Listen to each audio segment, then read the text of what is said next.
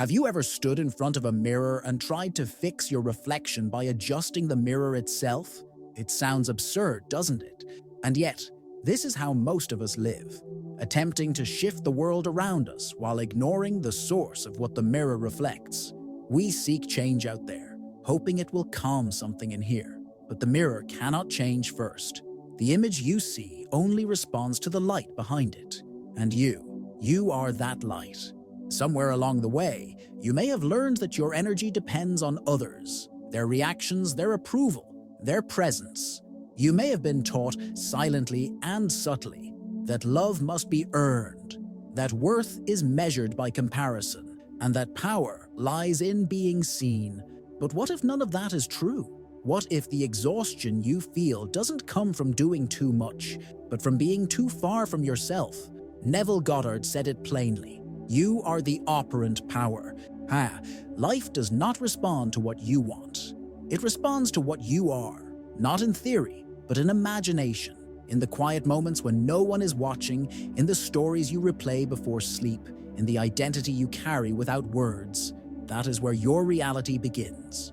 Joe Dispenza takes us even deeper into this terrain. Every time your attention lingers on what's missing, on what others are doing, on who hasn't responded or who isn't changing, you're not just observing, you're reinforcing. You're teaching your brain and body to stay in survival, the same neural pathways, the same emotional weather, the same magnetic signature, until eventually you forget that the script is yours.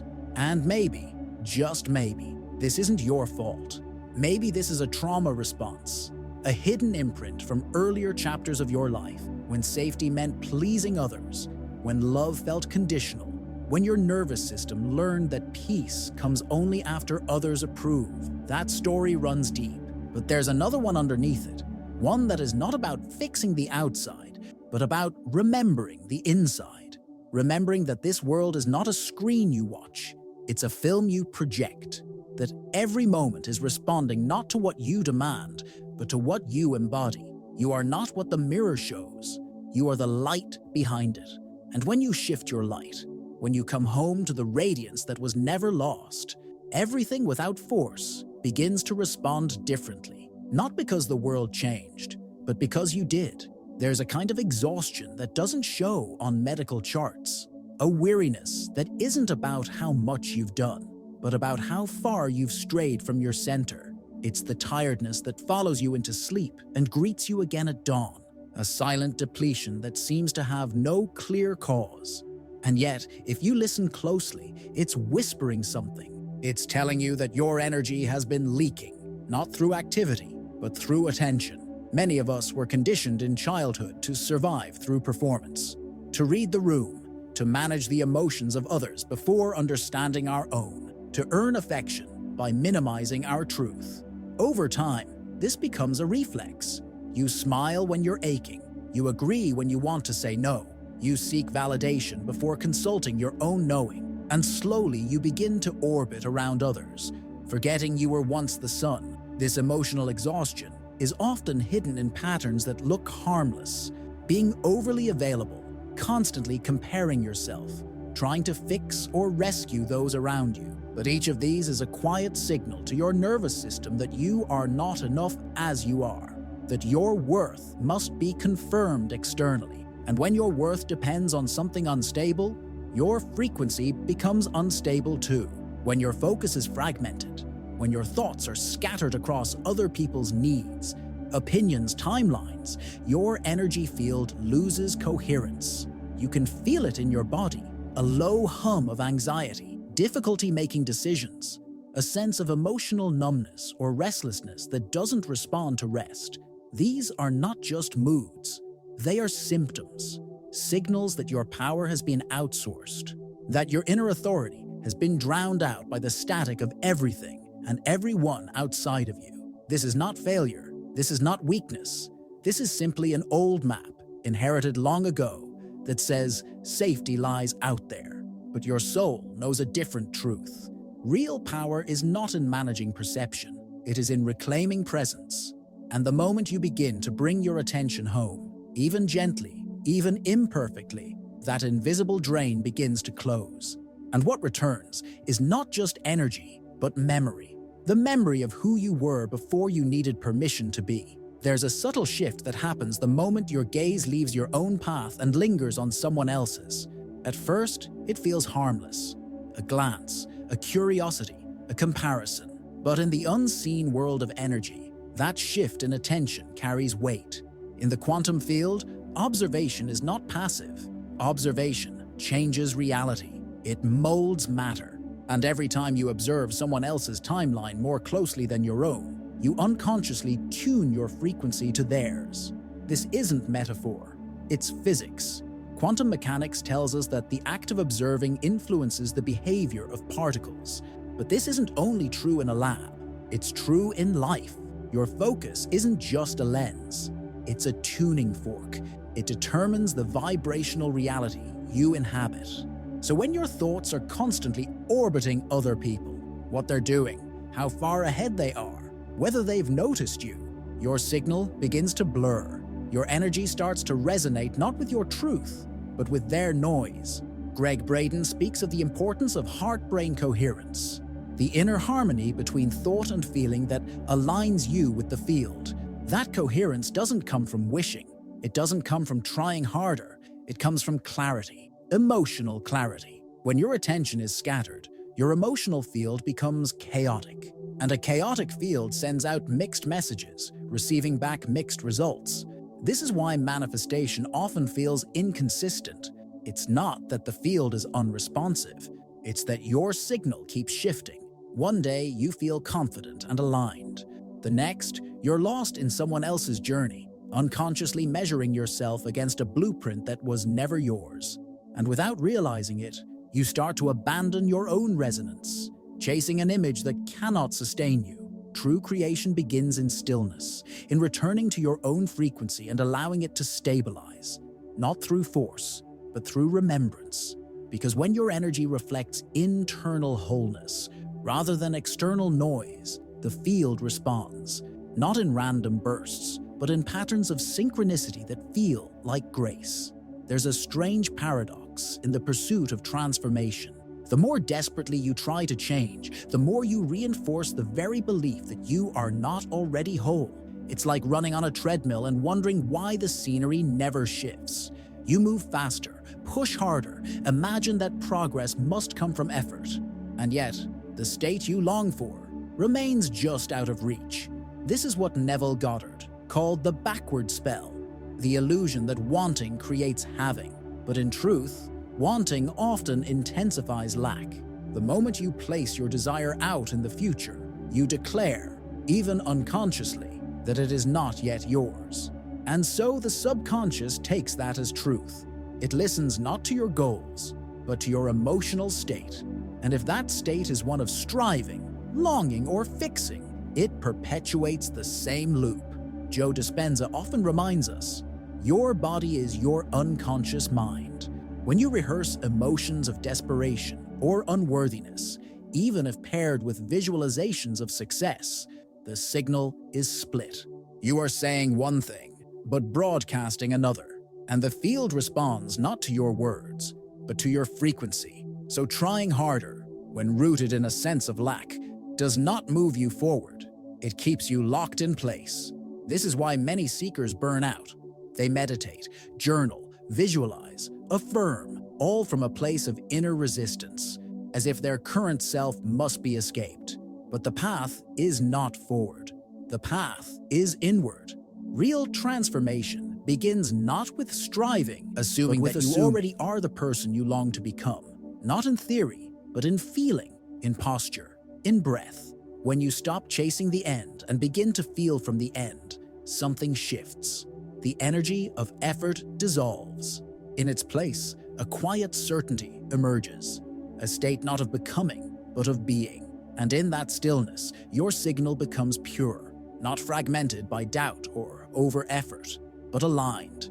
And what once felt distant begins to unfold, not because you tried harder, but because you stopped trying to be what you already are. Sometimes, the most powerful changes begin in the smallest of moments, not in grand rituals or hours of deep practice. but in the quiet seconds that usually pass unnoticed. While brushing your teeth, waiting for the water to boil, sitting at a red light.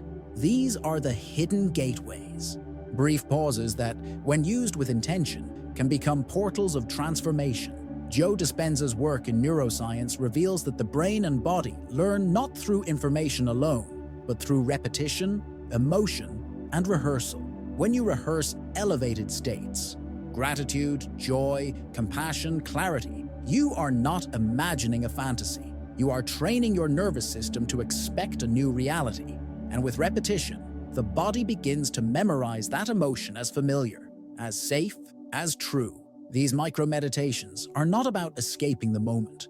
They're about inhabiting it fully, with presence. One deep breath, one vivid inner image, one surge of a chosen feeling, as if it were already real, not performed for the future, but experienced in the now. And as you do this, even for 60 seconds, your electromagnetic field begins to shift.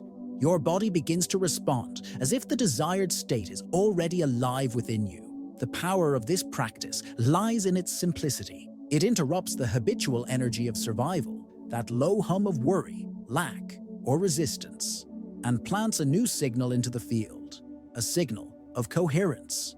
And when done consistently, even in ordinary moments, your body begins to trust this new pattern. It starts to embody the identity you once only imagined.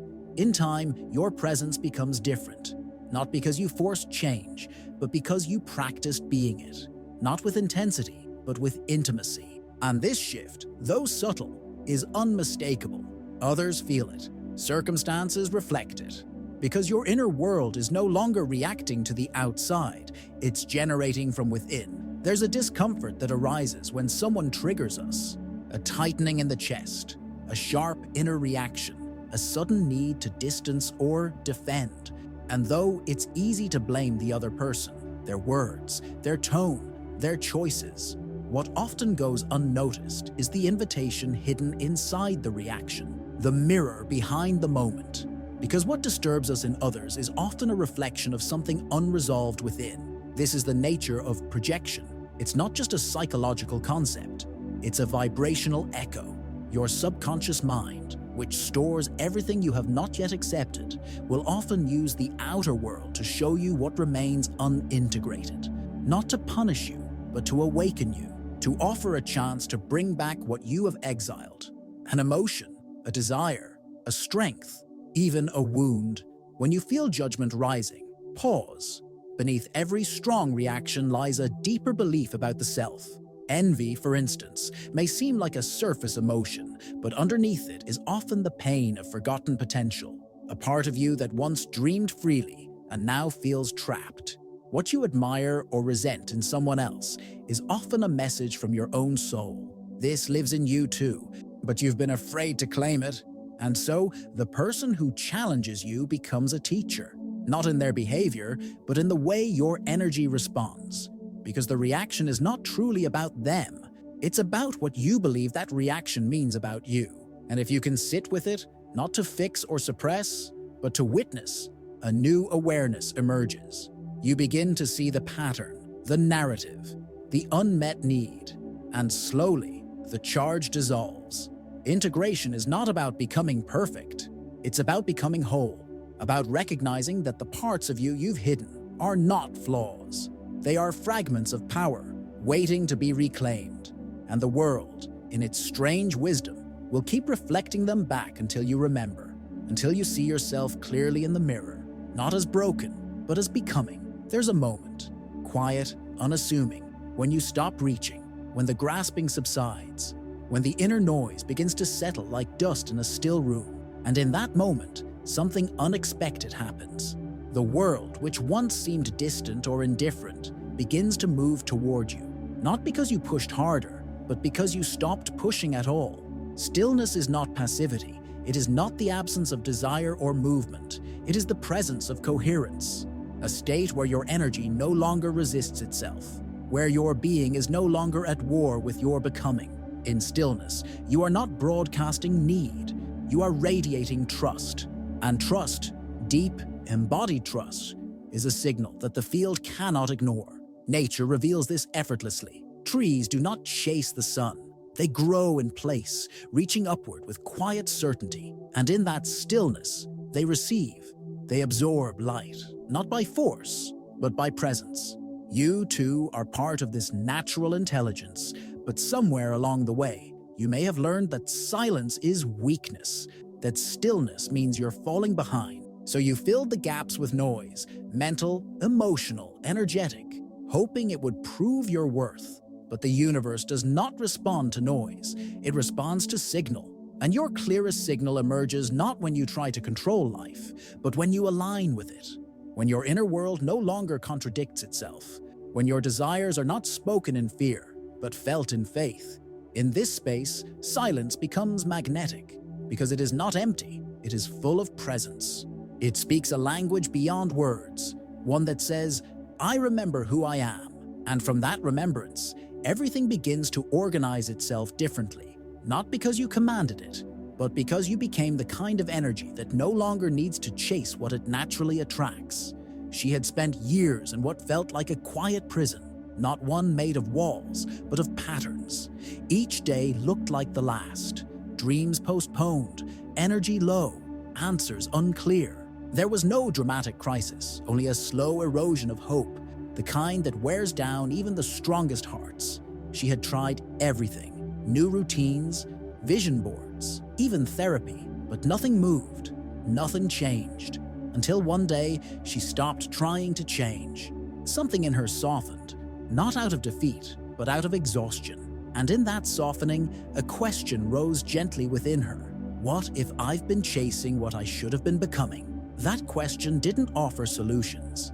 It offered space. Space to turn inward, to listen, to release the fixation on outcome. For the first time, she let go of forcing and chose instead to imagine. Not vaguely, but vividly, daily. Each morning, she sat in silence and assumed one thing. It's already done. Not as a mental trick, but as an emotional truth. She rehearsed the feeling of freedom, even while nothing around her had changed. She felt it in her breath. She walked as if the burden had already lifted. She didn't explain this shift to others. She didn't wait for proof. She simply became the version of herself who had already arrived. And then, the field responded.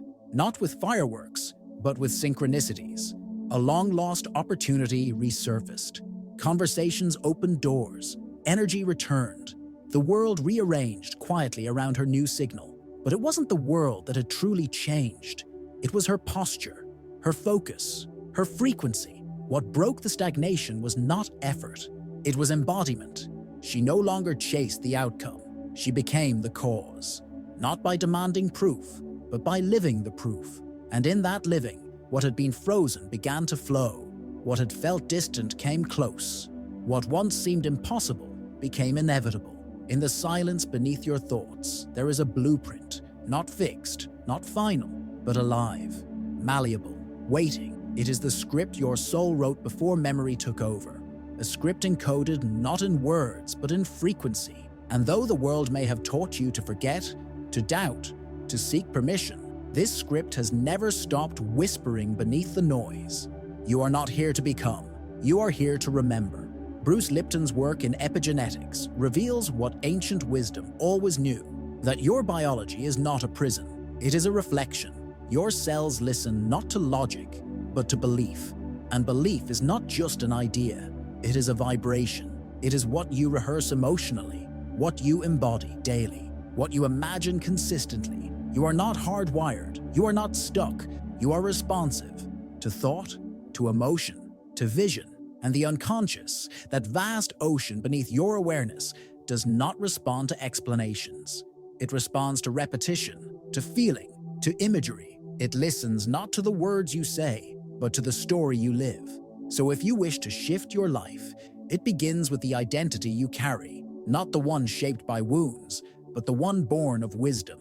Neville Goddard said, "The world is yourself pushed out."